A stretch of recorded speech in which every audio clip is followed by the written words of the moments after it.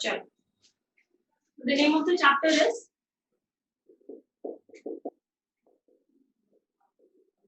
chemical bonding. ठीक है,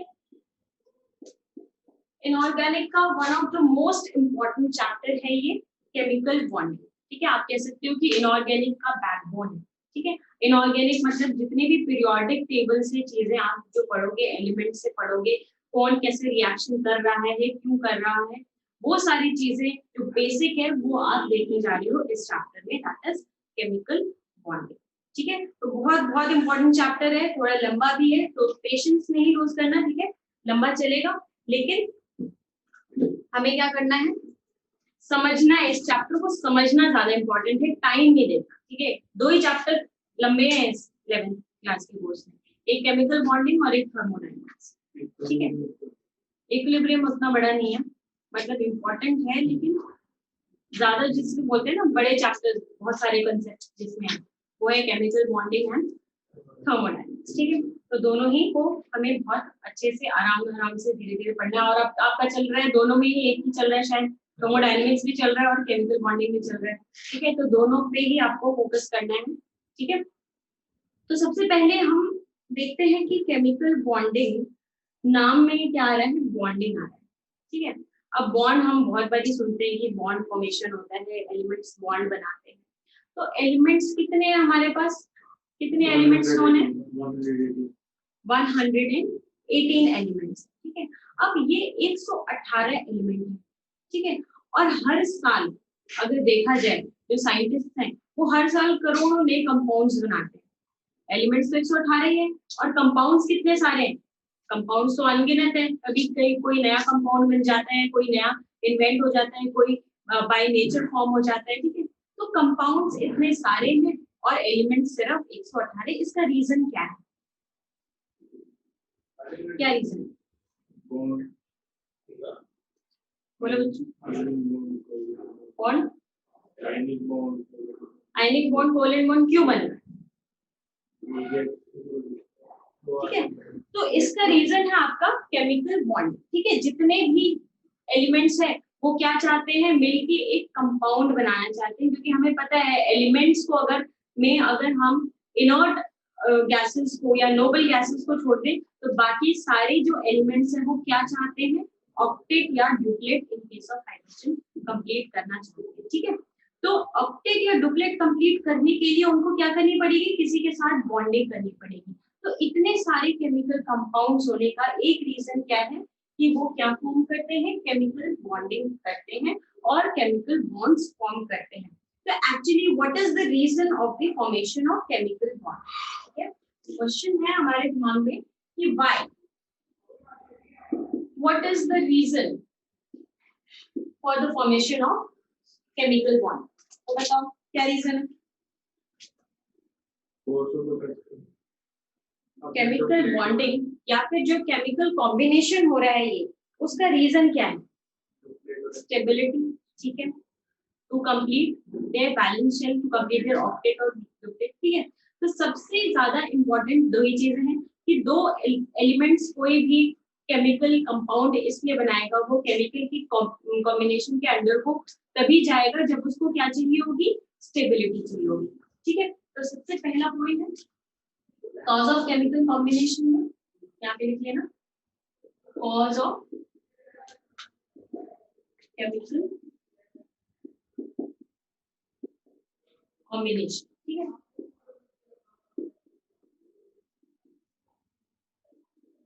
to obtain stability.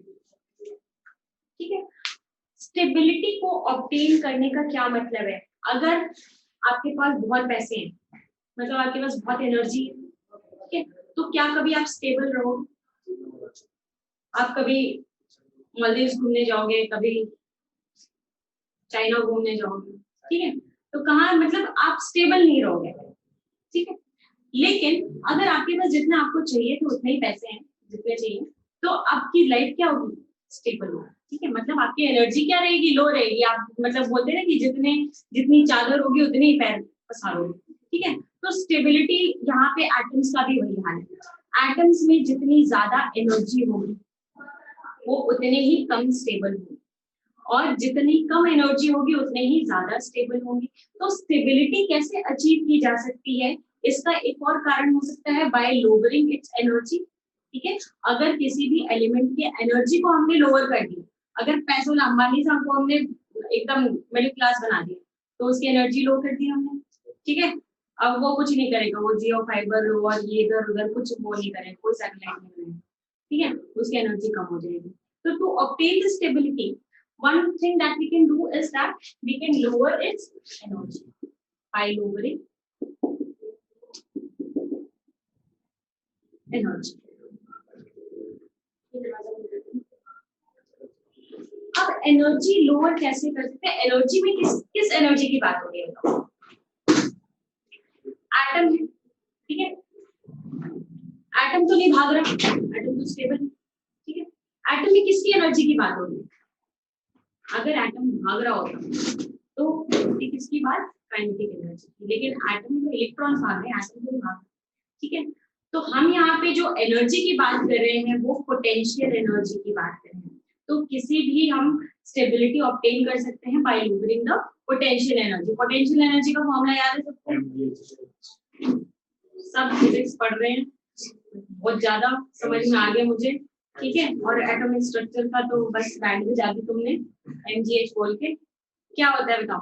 Potential energy मैंने मुझे ध्यान से बताया था आपको, क्या होता है कि Q1 Q2 by R होता था।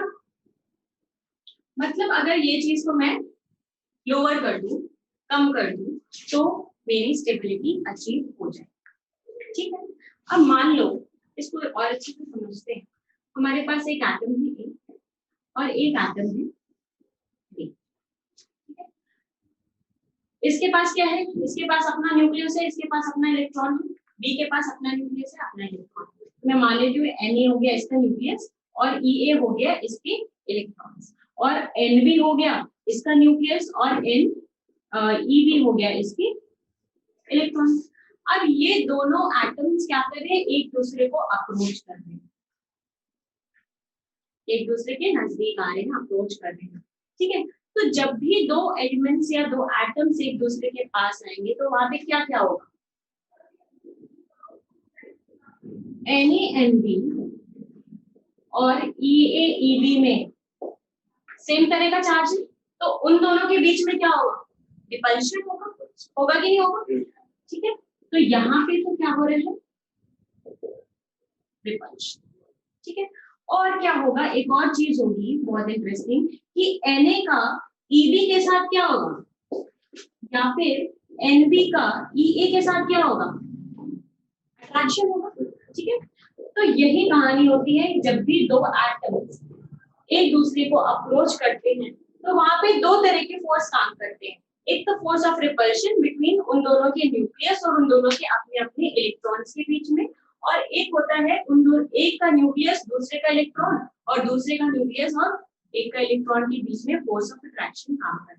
ठीक है, अब कोई कंपाउंड फॉर्म हो रहा है या नहीं हो रहा है, ये कौन डिसाइड करेगा? रिपल्शन डिसाइड करेगा या अट्रैक्शन डिसाइड करेगा? अट्रैक्शन डिसाइड करेगा।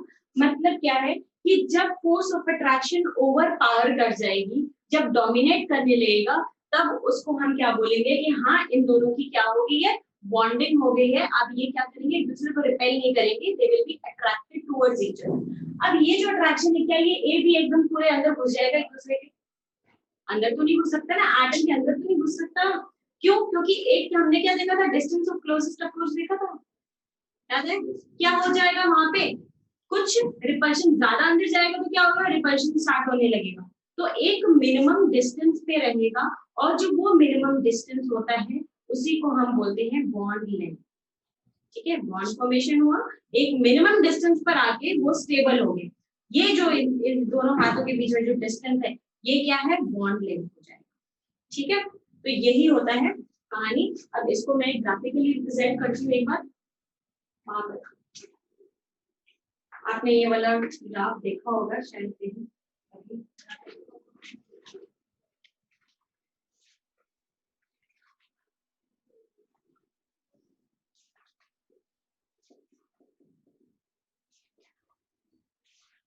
ये ग्राफ देखा है कभी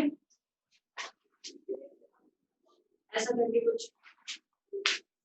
ठीक है, नहीं देखा, चलो देखा है तो भी कोई बात नहीं देखा है तो भी कोई बात नहीं। अब देखो, ये देखो रेडियस क्या कर रहे हैं, अब ये वाला रेडियस है, वो देख नहीं रहा ना स्क्रीन पे, ये क्या है रेडियस, ठीक है।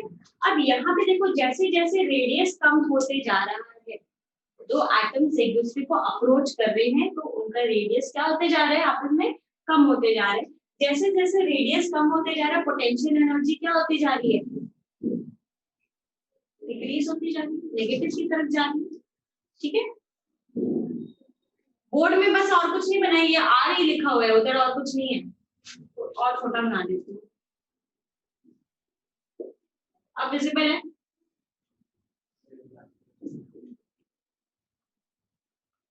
ठीक। जैसे जैसे आर डिक्रीज होता जा रहा है वैसे वैसे पोटेंशियल एनर्जी क्या होती जा रही है, नेगेटिव होती जा रही है, मतलब पोटेंशियल एनर्जी भी कम होती जा रही है, मतलब हमारा ये वाला स्टेट अचीव होते जा रहा है, एनर्जी लोअर हो रही है। लेकिन एक पॉइंट के बाद, अब ये वाले जो पॉइंट है, इस पॉइंट के बाद मैं और अगर आर डिक्रीज करूं तो क्या होने लग रहा है, there is a drastic increase in the potential energy, दिख रहा है। तो ये ड्रास्टिक इंक्रीज क्यों हो रहा है, क्योंकि उन दोनों का इलेक्ट्रॉन क्या करेगा, एक दूसरे को रिपेल करने लगेगा स्ट्रांगली, और फिर एनर्जी कम होने के बजाय क्या हो जाएगी, बढ़ जाएगी, और हमारी स्टेबिलिटी क्या हो जाएगी, खराब हो जाएगी, ठीक है। तो हमें क्या पता है कि एक डिस्टेंस जो होता है उस डिस्टेंस को हम बोलते हैं r1। उस डिस्टेंस के बाद अगर आप डिस्टेंस फर्दर कम करते हो, फर्दर डिक्रीज करते हो, तो क्या होता है, पोटेंशियल एनर्जी इंक्रीज करने लगती है, ठीक है, और स्टेबिलिटी नहीं मिलती। तो यही होता है वो मिनिमम डिस्टेंस जिसपे दो बॉन्ड्स फॉर्म होते हैं, और ये this is nothing but bond length. और इस पॉइंट पे जो एनर्जी आ रही है, इधर इधर जो पोटेंशियल एनर्जी आ रही है, यही एनर्जी होती है क्या, बॉन्ड एनर्जी। हाँ, this is the R0 is the bond length, and उसकी corresponding जो potential energy है वही है bond energy। मतलब अगर इस बॉन्ड को ब्रेक करना है तो उसको मुझे कितनी एनर्जी देनी पड़ेगी, इसकी पोटेंशियल एनर्जी, ठीक है। एक बार फिर से बता दूं, कोई बात। पोटेंशियल ये पॉइंट समझ में आया था कि दो एटम्स एक दूसरे को अप्रोच कर रहे हैं तो वहां पे फोर्स ऑफ अट्रैक्शन और फोर्स ऑफ रिपल्शन काम करेगा। बॉन्ड फॉर्मेशन होगा, ये कौन डिसाइड करेगा, फोर्स ऑफ अट्रैक्शन। जब फोर्स ऑफ अट्रैक्शन डोमिनेट करने लगेगा तो बॉन्ड फॉर्मेशन हो जाएगा। अगर हम देखें पोटेंशियल एनर्जी और रेडियस जो अप्रोच कर रहे हैं एक दूसरे एटम के, उनको अगर हम ग्राफिकली देखें तो यहाँ पे क्या होते जा रहा है कि जैसे जैसे रेडियस हम कम करते जा रहे हैं, यहाँ पे रेडियस क्या हो रहा है, इधर से देखो ग्राफ, इधर से नहीं देखना, इधर से देखना। जैसे जैसे रेडियस कम करते जा रहे हैं, पोटेंशियल एनर्जी की वैल्यू नेगेटिव होती जा रही है। एक पॉइंट ऑफ टाइम के बाद अगर मैं और रेडियस कम करूं तो पोटेंशियल एनर्जी क्या हो रहा है, बढ़ने लगी, ठीक है। रीजन भी क्योंकि फोर्स ऑफ रिपल्शन क्या कर जाएगा, उस टाइम पे डोमिनेट कर जाएगा, और फिर क्या होगा, पोटेंशियल एनर्जी इंक्रीज हो जाएगी। तो ये जो मिनिमम लेंथ है जिसपे हमारा एटम जो है वो एक दूसरे क्लोज आके स्टेबल हो रहा है, वही हो जाएगा। इसी पॉइंट ऑफ टाइम पे क्या होगा, बॉन्ड फॉर्मेशन होगा। एमओटी से कम तो एटम्स जा नहीं सकते, हाँ उससे कम नहीं जाएंगे।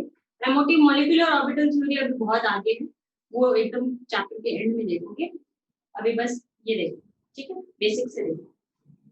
पुराना अगर कुछ पता भी है भूल जाओगे, बेसिक से स्टार्ट करते, ठीक है, समझ में आ गया है। मतलब मैं क्या कह सकती हूँ कि अगर आर इनफाइनाइट है, आर इनफाइनाइट होगा तो पोटेंशियल एनर्जी क्या होगी,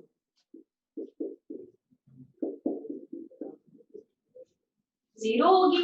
यहाँ पे देखो जाते जा रहा है ना, जीरो की तरफ अप्रोच करता जा रहा है पोटेंशियल एनर्जी, तो आर इनफाइनाइट तो पोटेंशियल एनर्जी जीरो, और आर जीरो हो जाएगा तो पोटेंशियल एनर्जी क्या हो जाएगी, इनफाइनाइट हो जाएगी। तो हम आर को जीरो कभी नहीं कर सकते, कभी भी दो बॉन्ड ऐसे ऐसे नहीं फॉर्म होगा कि ये ए है और ये बी है, ऐसे नहीं होगा, ठीक है। R0 is the bond length, जो मिनिमम डिस्टेंस जिस पर आके वो स्टेबल हुए दोनों atoms is the bond length, और उसके करस्पॉन्डिंग जो पोटेंशियल एनर्जी है वही होती है बॉन्ड एनर्जी। ठीक है, डेफिनेशन नहीं लिखवा रही होगी मैं, सिर्फ समझो। ठीक है, डेफिनेशन नहीं आता आपका, और डेफिनेशन लिखवा दूंगी, नोट बना दूंगी। इतना, इतनी बात समझ में आएगी, वो ज्यादा इम्पोर्टेंट है। कोई डाउट किसी को? ठीक है, अब हम आते हैं दूसरा रीजन। दूसरा रीजन क्या था? टू कंप्लीट ऑक्टेट और डिप्लेट, या फिर मैं कह सकती हूँ to achieve inert gas configuration. इसको लिख सकते हैं, और to achieve inert gas configuration. अब इनर्ट गैस कौन कौन से होते हैं? याद कराया था?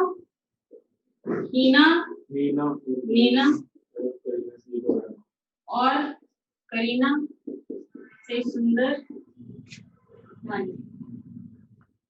ठीक है, तो सबको क्या करना है?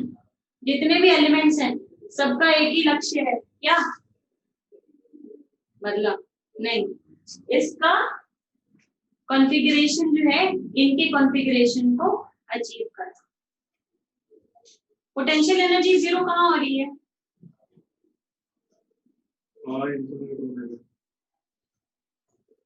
नहीं, एक बच्चे का डाउट है, कहाँ जीरो हो रही है? मैंने तो वो लिखवाया था ना, अभी ग्राफ में तो जीरो हो नहीं सकती, इनफाइनाइट तो मैं दिखा नहीं सकती हूँ आर इक्वल्स।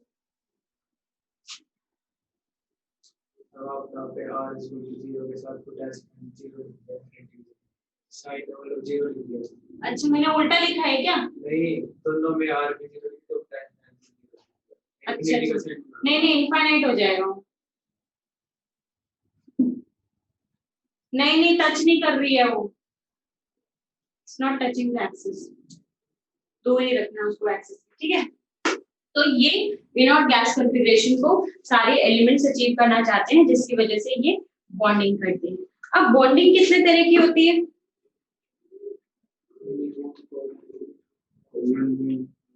देखो, बॉन्डिंग होती है दो तरह की, उसके बाद हम फर्दर डिवीजन देखते हैं उसका।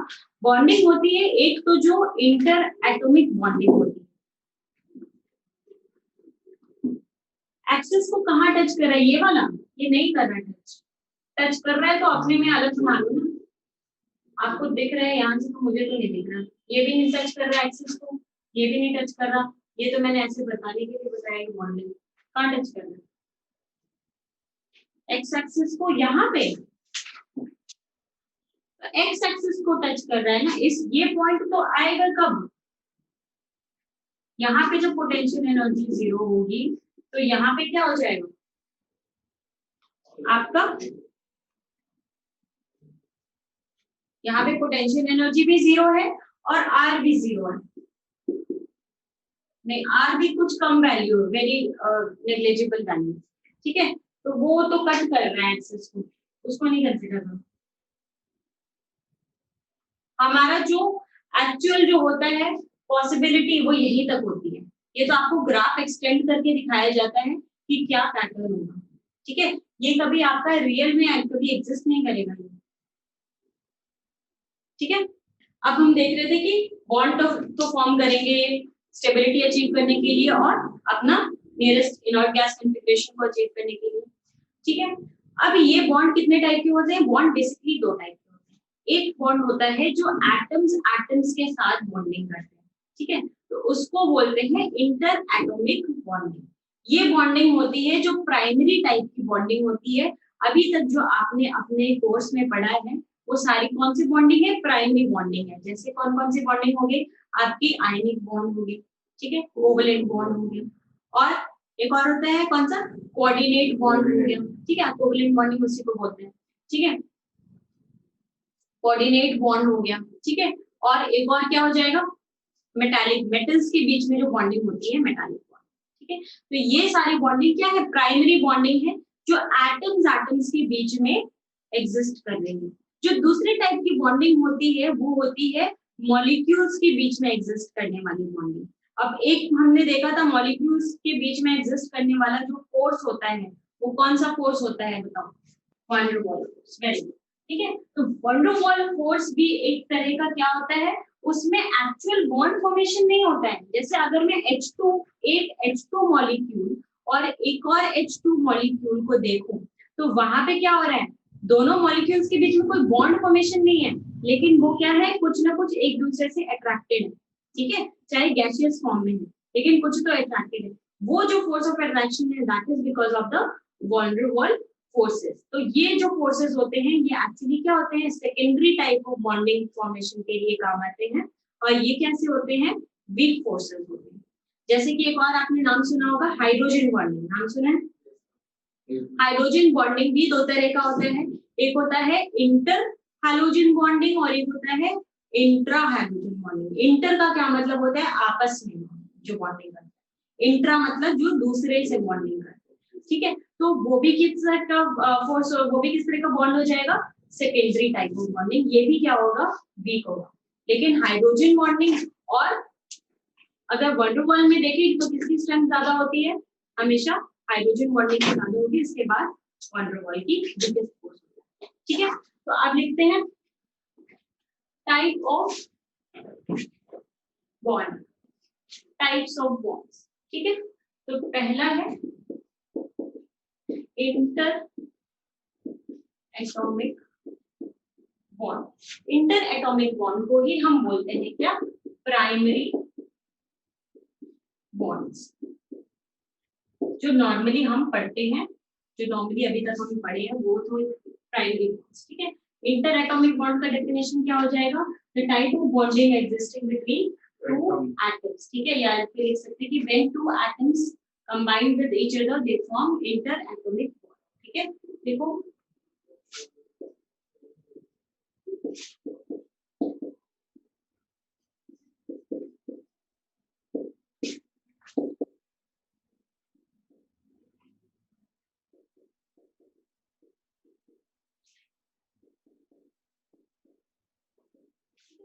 ये जो बॉन्ड होते हैं ये कैसे होते हैं, स्ट्रॉन्ग टाइप के होते हैं, दे आर स्ट्रॉन्ग बॉन्ड्स, ठीक है। ब्लर आ रही है, किसको किसको आ रहा है ब्लर? बेटा आपकी तरफ से भी कभी कोई दिक्कत हो जाता है ना तो भी ब्लर हो जाता है, जरूरी नहीं कि प्रॉब्लम हमेशा इसी एंड से, ठीक है। तो bond between two atoms is known as inter atomic bond, they are known as primary bond and उनका नेचर कैसा होता है, strong nature, they are strong bonds, ठीक है। एग्जांपल इसमें कौन कौन से टाइप्स हो जाएंगे, पहला लिखो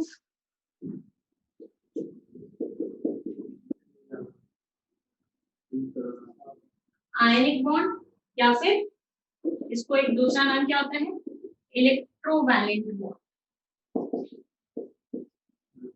ठीक है। आयनिक बॉन्ड या फिर इलेक्ट्रोवैलेंट बॉन्ड, ठीक है। दूसरा टाइप होता है हमारा कोवलेंट बॉन्ड, तीसरा टाइप होता है कोऑर्डिनेट बॉन्ड, या फिर हमें इसका दूसरा नाम होता है डेटिव बॉन्ड, ठीक। और जो फोर्थ टाइप का होता है वो मेटल्स के बीच में रहता है, मेटैलिक, ठीक है। अब ये सारे बॉन्ड को हमें वन बाय वन डिस्कस करना है, एक एक करके डिस्कस करेंगे इसको। पहले एक बार डिस्कस कर लेते हैं जो इंटरमॉलिक्यूलर बॉन्ड्स होते हैं उनको, ठीक है। तो जो सेकंड टाइप ऑफ बॉन्ड होते हैं वो होते हैं इंटरमॉलिक्यूलर बॉन्ड्स।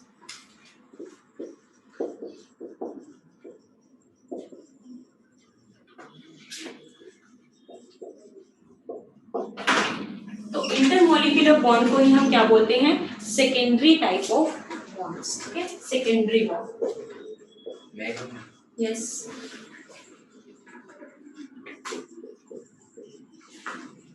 सेकेंडरी बॉन्ड बोलते हैं, ठीक है। ब्लड स्क्रीन है, क्या दिक्कत हो रही है?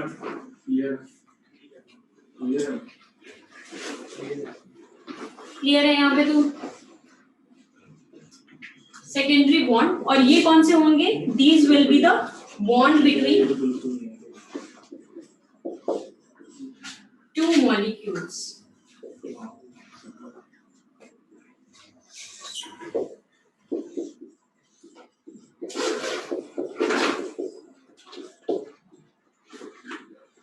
ठीक है, अब इसमें कौन से टाइप होते हैं? पहला होता है हमारा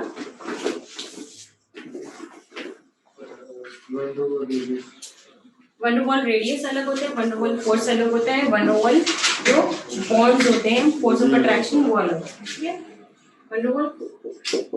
और दूसरा हो जाएगा आपका हाइड्रोजन बॉन्ड।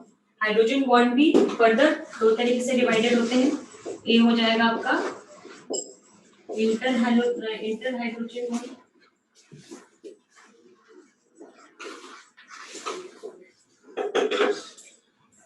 जो दूसरे होते हैं वो होते हैं इंट्रा।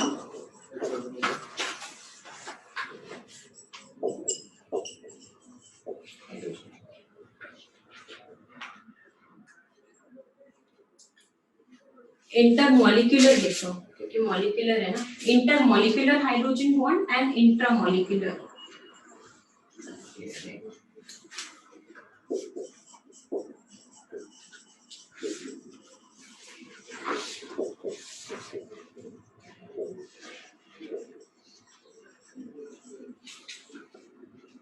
तो अब हम यहाँ पे डिस्कस करेंगे सबके बारे में, सारे बॉन्ड्स के बारे में। जो आपका पूरा चैप्टर जिसमें बेस्ड है वो कोवेलेंट बॉन्ड पर ही है ज्यादातर। ठीक है, कोवेलेंट बॉन्डिंग कैसे होती है, इलेक्ट्रॉन शेयर कैसे होते हैं, कितने एक्सटेंट तक शेयर होते हैं, उनमें पोलैरिटी कैसे जनरेट होती है, बहुत सारे उसमें भी थ्योरीज आई, बहुत सारे लोग आए उन्होंने अपनी थ्योरी दी, तो ये इसलिए ये चैप्टर थोड़ा इंपॉर्टेंट हो जाता है।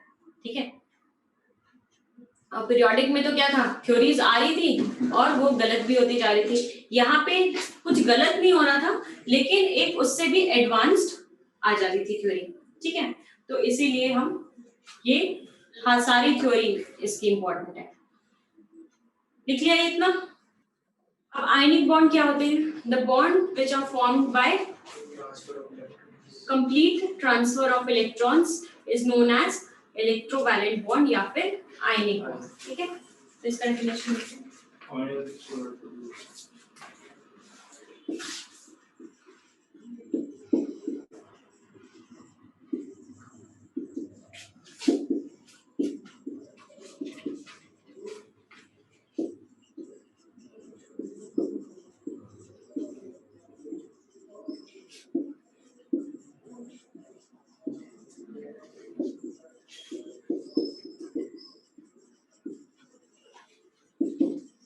अब देखो इसमें क्या हो रहा है कि बॉन्ड्स जो हो रहे हैं वो क्या फॉर्म हो रहे हैं by the complete transfer of electron. और जब भी इलेक्ट्रॉन ट्रांसफर होगा तो क्या होगा, कंप्लीटली इलेक्ट्रॉन ट्रांसफर होगा तो एक क्या हो जाएगा, जो इलेक्ट्रॉन एक्सेप्ट करेगा उस पे नेगेटिव चार्ज आ जाएगा और जो इलेक्ट्रॉन डोनेट करेगा उस पे पॉजिटिव चार्ज आ जाएगा। ठीक है, और यही अगर किसी एलिमेंट पे नेगेटिव या पॉजिटिव चार्ज देखने लगता है तो उसी को हम क्या बोलते हैं, आयंस बन जाते हैं। तो इसीलिए ये बॉन्ड किसके बीच में होता है, आयंस के बीच में होता है, इसीलिए उसको हम क्या बोलते हैं, आयनिक बॉन्ड बोलते हैं। ठीक है, अभी आप देखोगे कहीं भी कोवेलेंट बॉन्ड, अगर मैं HCl क्या फॉर्म करता है, कोवेलेंट या आयनिक?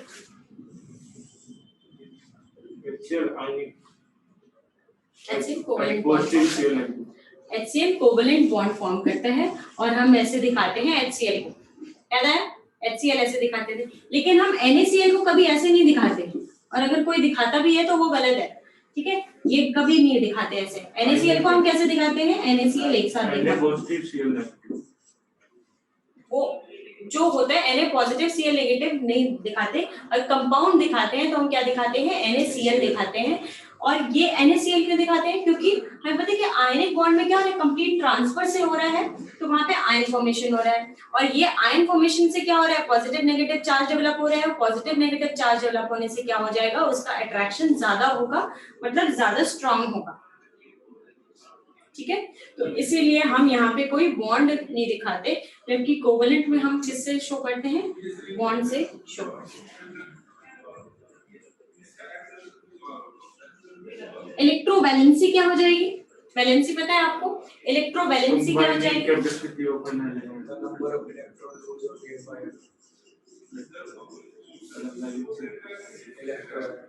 इलेक्ट्रोवैलेंसी क्या हो जाएगी? The number of electrons lost or gained by a compound, ठीक है, in the compound formation.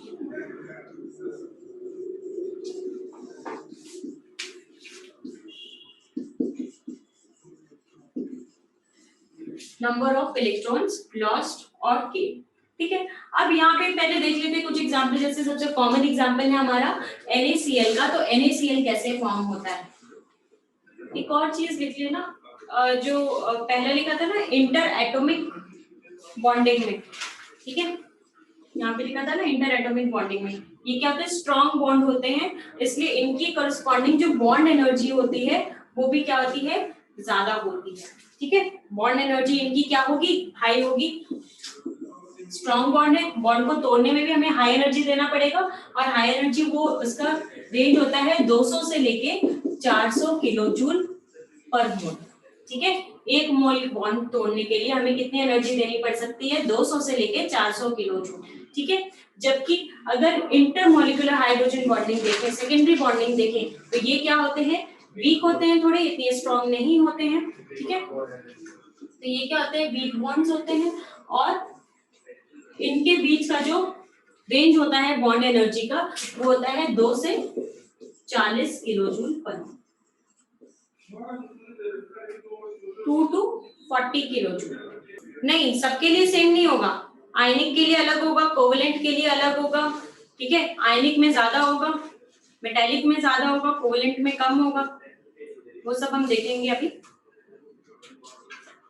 ठीक है। तो ये था आपका आयनिक बॉन्ड का एग्जांपल देखते हैं। आयनिक बॉन्ड अच्छा बने, मतलब स्ट्रॉन्ग बने, इसके लिए हमें क्या चाहिए कि एक एलिमेंट जो हो वो बहुत ही ज्यादा इलेक्ट्रोपॉजिटिव हो, मतलब वो तुरंत इलेक्ट्रॉन दे दे, और एक एलिमेंट जो हो वो बहुत ही हाईली इलेक्ट्रोनेगेटिव हो, मतलब सबसे जल्दी इलेक्ट्रॉन एक्सेप्ट करे, ठीक है। तो अब मुझे बताओ कि सबसे जल्दी इलेक्ट्रॉन डोनेट कौन करेगा? सोडियम और भी सोच लो, यहाँ से सही आंसर आ रहा है। फर्स्ट ग्रुप में भी कौन? फर्स्ट ग्रुप तो समझ में आता है, लेकिन उसमें भी कौन करेगा? कौन इजीली इलेक्ट्रॉन दे देगा? जिसका न्यूक्लियस से कोई नाता रिश्ता नहीं है दूर दूर तक, ठीक है। क्योंकि न्यूक्लियस से अगर फोर्स ऑफ अट्रैक्शन रहेगा तो वो क्या करेगा? अट्रैक्ट करके रखा रहेगा, तो कौन देगा? तो ये तो बेटा लिथियम वाला केस हो गया, लिथियम तो बिल्कुल ही नहीं देना चाहिए, मतलब ऐसे तो इलेक्ट्रोपॉजिटिव होता है लेकिन छोटा भी तो होता है। सबसे लास्ट में जो आता है कौन आता है? फ्रांसियम हम नहीं डिस्कस करते, रेडियोएक्टिव होता है, तो सीजियम हम बोलते हैं। तो सीजियम जो होता है वो होता है मोस्ट इलेक्ट्रोपॉजिटिव एलिमेंट, ठीक है। इसको न्यूक्लियस से कोई मोहमाया नहीं है, ये सबसे जल्दी अपना इलेक्ट्रॉन डोनेट कर देगा। इसके जो इलेक्ट्रॉन्स हैं उसको न्यूक्लियस का फोर्स ऑफ अट्रैक्शन काम नहीं करता, तो इलेक्ट्रॉन इजीली डोनेट कर देगा। और इजीली डोनेट करने का क्या मतलब है? This is the most electropositive element. Most electronegative element कौन हो जाएगा? फ्लोरीन, आयोडीन कौन होगा? 17 फैमिली तो ठीक है, लेकिन इलेक्ट्रॉन अब क्या करना है? एक्सेप्ट करना है। इलेक्ट्रॉन एक्सेप्ट करने के लिए न्यूक्लियस के जितना पास हो उतना जल्दी इलेक्ट्रॉन एक्सेप्ट करेगा, और न्यूक्लियस के कौन सबसे ज्यादा पास है? 17th ग्रुप में फ्लोरीन है।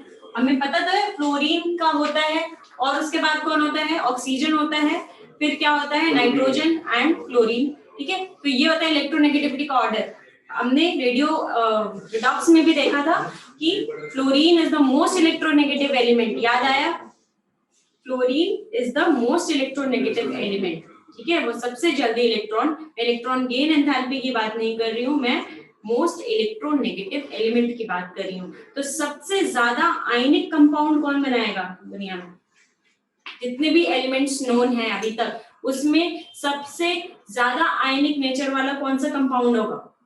सीजियम कंपाउंड, सोडियम कंपाउंड अब देखो 9th क्लास में भेज दूंगी। CSF अभी तो बनाया ही ये CS बनाया, ये फ्लोरीन बनाया, तो क्या हो जाएगा कंपाउंड CSF। तो CSF is the most ionic compound, इससे ज्यादा आयनिक और कुछ नहीं हो सकता, ठीक है। बाकी अगर बॉन्ड फॉर्मेशन का अगर एग्जांपल देखना है तो एक NaCl का बना लेते हैं और एक तो हम बना रहे हैं आयनिक बॉन्ड।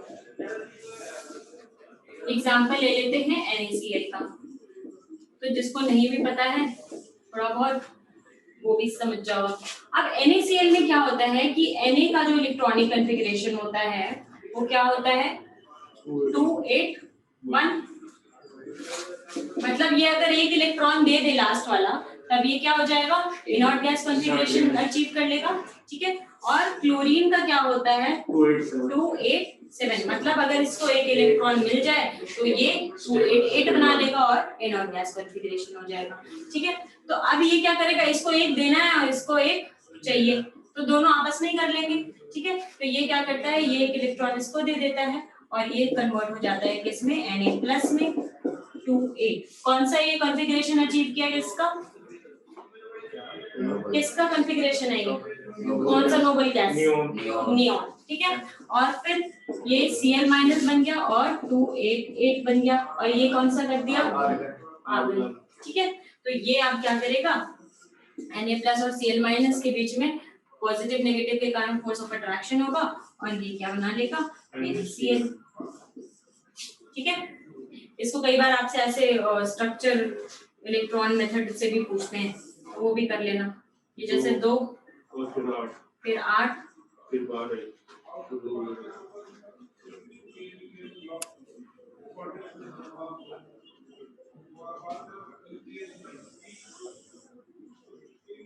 ये क्या हो जाएगा हमारा Na और Cl।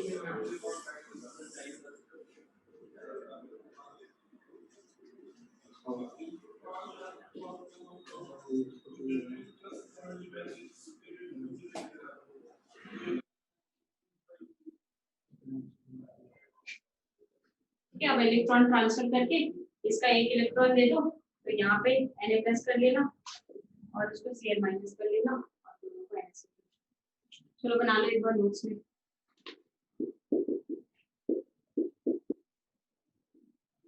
MgO, Mg का इलेक्ट्रॉनिक कॉन्फ़िगरेशन क्या हो जाएगा 282 और ऑक्सीजन का क्या हो जाएगा 286, ठीक है। अब इसको क्या चाहिए, 2 इलेक्ट्रॉन चाहिए टू कंप्लीट इट्स ऑक्टेट और इसको 2 इलेक्ट्रॉन देना है। हाँ तो 2,6 नहीं है ऑक्सीजन, क्या होता है इसको एटॉमिक नंबर 8 होता है 2,6। अच्छा 260,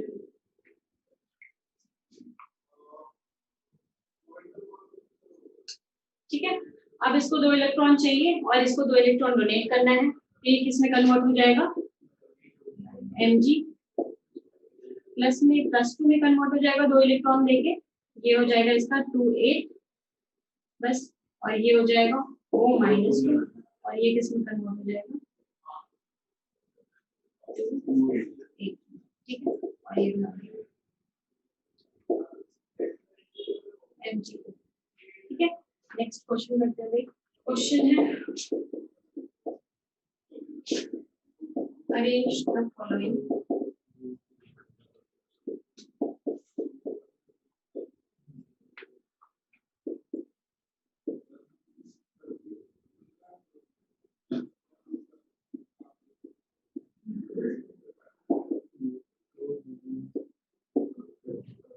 करेक्ट, इलेक्ट्रोवैलेंट है, ठीक है।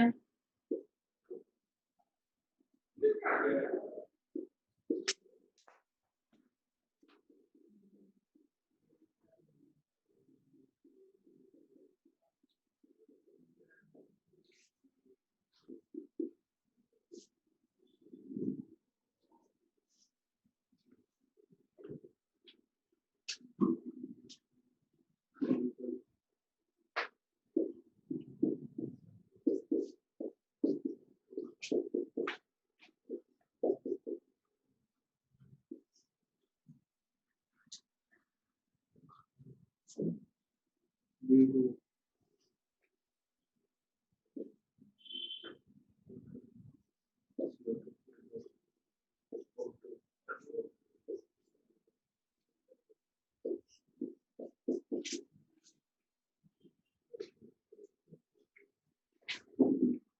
ठीक है, Li2O का ज्यादा होगा। ऐसा क्यों हो रहा है? क्योंकि हमें पता है कि जो इलेक्ट्रोवैलेंट बॉन्ड फॉर्मेशन होता है वो होता है मेटल्स और नॉन मेटल्स के बीच में हमेशा। ठीक है, तो हमें पता है कि जब हम लेफ्ट टू राइट आ रहे थे पीरियोडिक टेबल में, तो क्या हो रहा था? मेटालिक कैरेक्टर क्या हो रहा था? डिक्रीज हो रहा था। लेकिन जब हम टॉप टू बॉटम आ रहे थे, ये टॉप टू बॉटम है ना, जब टॉप टू बॉटम आ रहे थे तो मेटालिक कैरेक्टर क्या हो रहा था? इंक्रीज हो रहा था। इसलिए इसका सबसे ज्यादा है। ठीक है, क्योंकि एनाइन तो सब में सेम है, एनाइन तो इसमें भी Cl है और इसमें भी CO है। ठीक है, तो अब हमें देखना पड़ेगा केटायन से। तो केटायन तो सबसे ज्यादा मेटालिक किसमें है? लिथियम में है, ये सबसे ज्यादा इलेक्ट्रोपॉजिटिव है। उसके बाद ये क्लियर है सबको? ठीक है, इसके नीचे लिख लेना कि electrovalent bonds are formed between